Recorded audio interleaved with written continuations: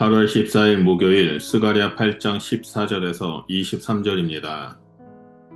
바벨론 포로에서 돌아온 이스라엘 백성은 무너진 성전과 황폐한 땅을 바라보며 포로에서 해방될 기쁨보다 오히려 깊은 허무와 두려움을 먼저 느꼈습니다.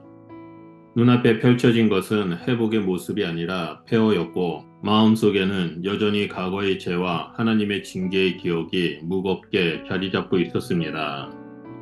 그들의 현실은 하나님께 버림받았다라는 불안과 다시 심판을 받을지도 모른다는 두려움으로 가득했습니다.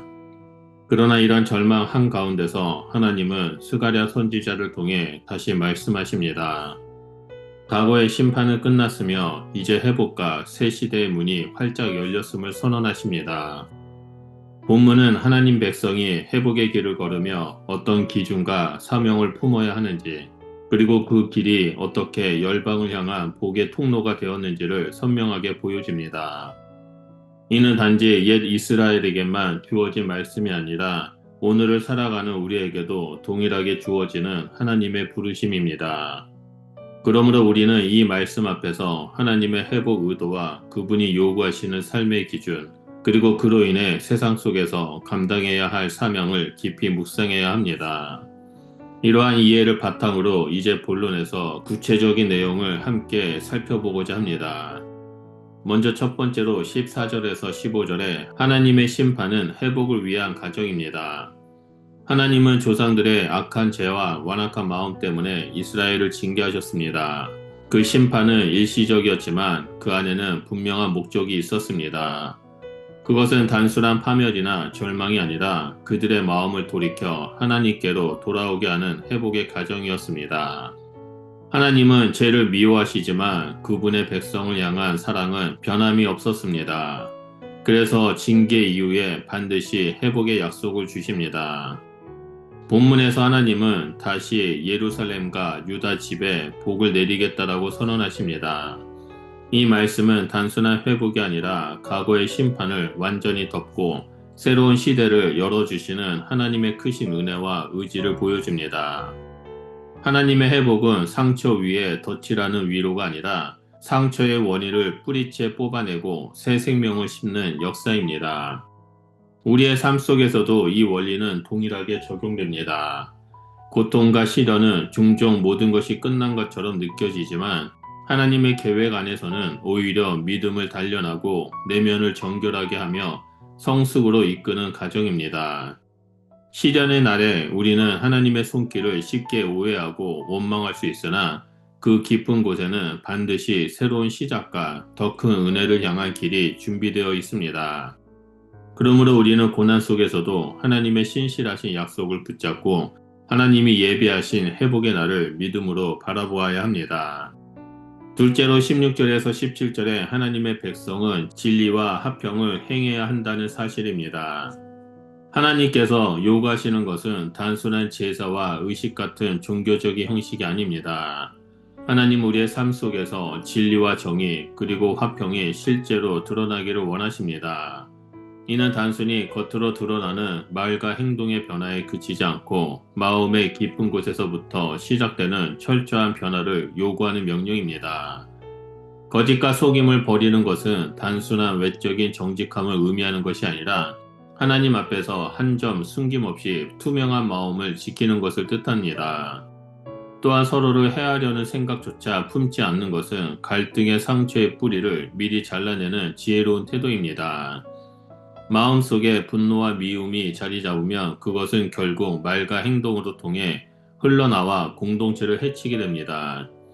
그러므로 하나님 나라의 백성은 서로의 허물을 덮어주고 용서와 화해를 선택하며 화평을 이루기 위해 끊임없이 힘쓰는 사람들입니다. 이는 단순히 개인의 성품 수양을 넘어 하나님의 사랑을 드러내는 공동체 전체의 건강과 직결되는 문제입니다. 이러한 삶은 공동체 전체를 세우는 든든한 기초가 됩니다. 교회와 믿음의 공동체가 세상 속에서 빛과 소금의 사명을 온전히 감당하기 위해서는 먼저 내부에서 진리와 화평이 살아 숨쉬어야 하며 서로를 세우고 격려하는 문화가 뿌리 내려야 합니다. 이것이 바로 세상이 교회를 보고 하나님을 알게 되는 첫 걸음입니다.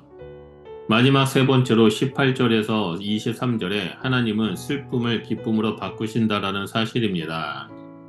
이스라엘의 금식일들은 과거의 멸망과 포로 그리고 죄를 기억하는 슬퍼하는 날이었습니다. 백성들은 금식을 통해 하나님의 징계를 떠올리고 자신들의 잘못을 회개했습니다. 그날들은 민족의 역사 속 깊은 상처와 눈물을 상기시키는 시간이었으며 마음을 낮추어 하나님의 긍휼을 구하는 날이었습니다. 그러나 하나님은 이제 그 금식일들을 기쁨과 희락의 절기로 바꾸시겠다라고 하십니다. 이는 단순히 감정을 위로하는 차원을 넘어 슬픔의 원인 자체를 변화시키고 새로운 의미를 부여하시는 하나님의 주권적 은혜를 보여줍니다. 과거의 눈물의 날이 앞으로는 감사와 축제의 날이 될 것이라는 약속입니다. 하나님이 주시는 회복은 상황을 그대로 두고 마음만 달래는 위로가 아닙니다. 무너진 것을 다시 세우시고 절망의 이유를 소망의 근거로 바꾸시며 상처의 자리를 치유의 증거로 바꾸십니다. 눈물의 골짜기를 지나던 자리에 찬양과 감사의 노래가 울려 퍼지게 하십니다. 하나님은 오늘도 우리의 기쁜 아픔과 상처를 세밀히 만지시며 그 자리를 감사와 기쁨이 넘치는 자리로 변화시키시는 분이십니다. 그러므로 우리는 현재의 고난 속에서도 낙심하지 않고 장차 하나님이 이루실 기쁨의 날과 그 영광스러운 회복을 믿음으로 바라보며 인내해야 합니다. 스가랴 8장 14절에서 23절은 하나님의 징계와 회복, 그리고 회복된 공동체가 감당해야 할 거룩한 사명을 우리에게 분명하게 보여줍니다. 하나님의 징계는 끝이 아니라 새롭게 시작되는 회복의 전조였으며 그 회복은 공동체를 세우고 열방을 향해 하나님의 영광을 드러내는 사명으로 이어졌습니다. 하나님은 오늘도 우리를 진리와 평강의 길로 부르시며 우리의 말과 행동 그리고 마음속 깊은 곳까지 변화시키길 원하십니다. 그러므로 우리는 거짓과 불의를 버리고 진리로 행하며 서로 사랑과 화평을 이루는 삶을 살아야 합니다. 그렇게 할 때 우리의 삶과 공동체는 세상 속에서 하나님의 살아계심을 증거하는 통로가 될 것입니다. 또한 하나님은 우리의 슬픔을 기쁨으로, 눈물을 찬양으로 바꾸시는 분이심을 잊지 말아야 합니다. 우리의 전 존재가 하나님의 은혜를 드러내는 도구가 되기를 소망하며 이 길 위에서 끝까지 주님을 따라가시길 예수 그리스도의 이름으로 축원드립니다. 기도하겠습니다. 회복의 하나님, 우리의 삶의 모든 시련 속에서 하나님의 손길을 보게 하시고 거짓을 버리고 진리와 화평으로 살게 하여 주시옵소서. 우리의 슬픔을 기쁨으로 바꾸시는 은혜를 날마다 누리며 주께서 주신 사명을 감당하는 복된 성도들이 될 수 있도록 우리 가운데 임하여 주시옵소서. 예수님 이름으로 기도드립니다. 아멘.